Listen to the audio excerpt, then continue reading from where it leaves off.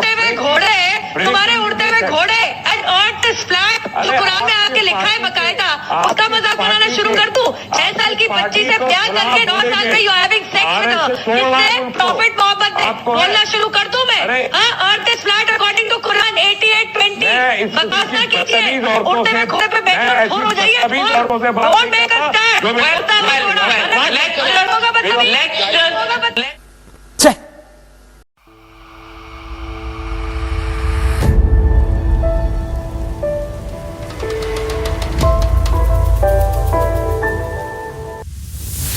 नमस्कार दोस्तों, मैं रवि सेवदार।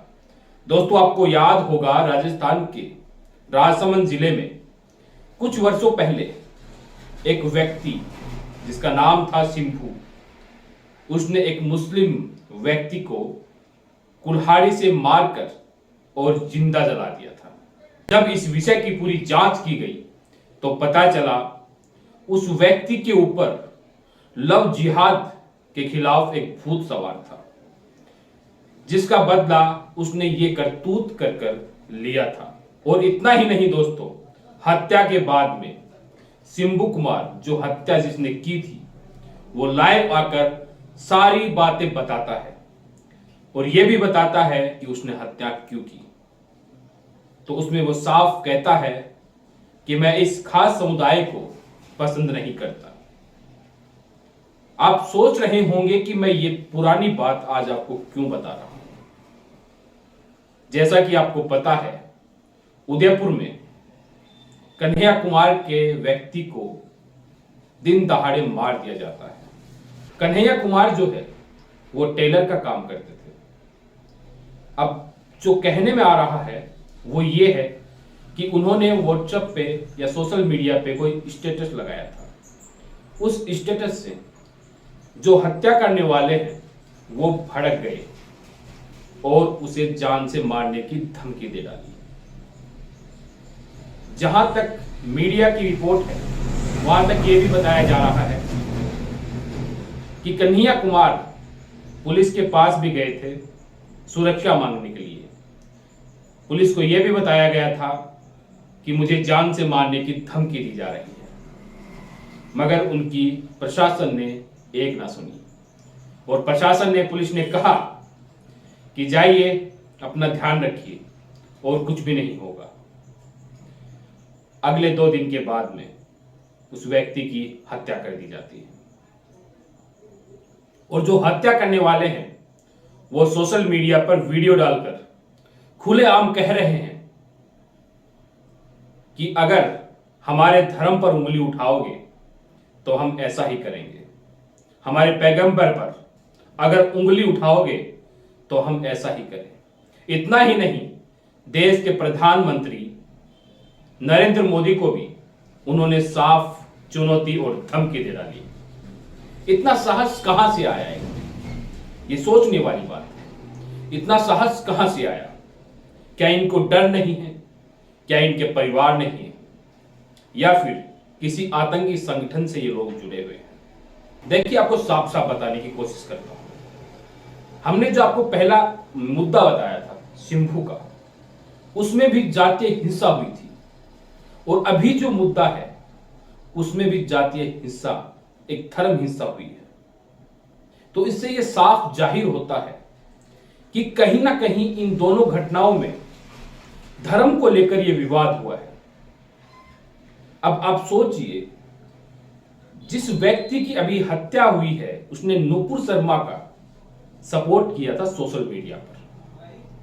नुपुर शर्मा ने जो एक समुदाय के खिलाफ कुछ गलत अनाप शनाप जो बोला था, बाद में बीजेपी ने उन्हें कार्य भी कर दिया। वो बीजेपी की प्रवक्ता थी, मगर इससे यह साफ नहीं हो जाता क्योंकि उनका विरोध हुआ था। जितनी भी इस्लामिक कंट्रियां हैं वहां पे नुपुर शर्मा का विरोध हुआ था।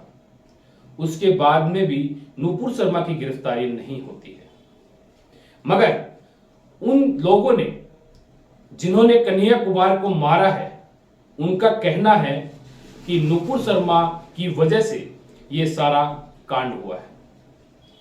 तो आप मुझे ये बताइए कि धर्म के नाम पर और धर्म को बचाने के लिए अगर आप ऐसे दिन दहाड़े हत्या करते हो तो कौन सा धर्म?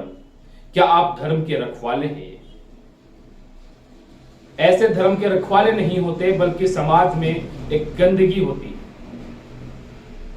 हालांकि किसी भी समुदाय से हो कोई फर्क नहीं पड़ता, मगर यह समाज के भी नहीं है, क्योंकि ऐसी करतूतें, ऐसे कारनामे कोई इंसान नहीं बल्कि कोई जानवर ही कर सकता है। अब जो भी है, इस मामले में पूरे देश भर में हड़कंप मचा हुआ है, खास करके राजस्थान में।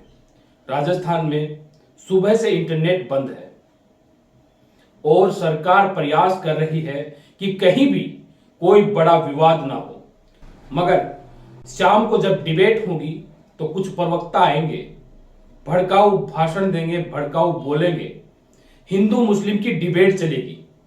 जी हां, हिंदू मुस्लिम की डिबेट चलेगी। वहां पे हिंदू और एक दूसरे धर्म का इंसान बैठेगा, वो दोनों आपस में लड़ेंगे और देश को फिर वही मैसेज जाएगा कि ये धर्म अलग अलग है, ये एक देश के कभी नहीं हो सकते। इसलिए लोगों में वो गलत भावना फैलती है, मगर इसको समझे कौन?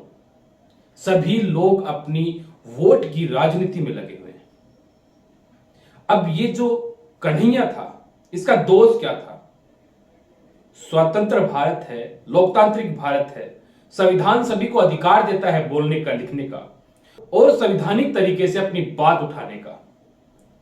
तो ये दो लोग ऐसे कौन हैं जो संविधान को तार तार करने की कोशिश की है?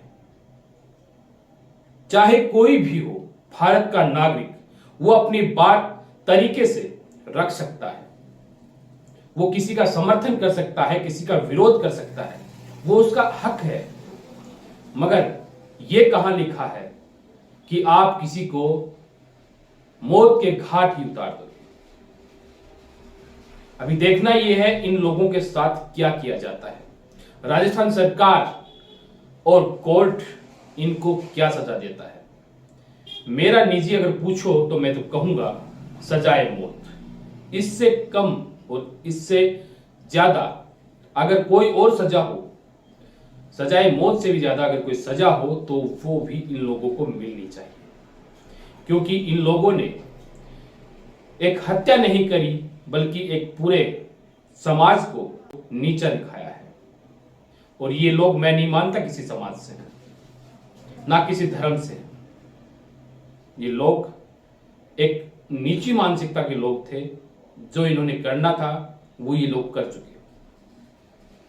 अभी देखना ही है सरकार क्या करती है, कोर्ट क्या करता है। अभी के लिए धन्यवाद।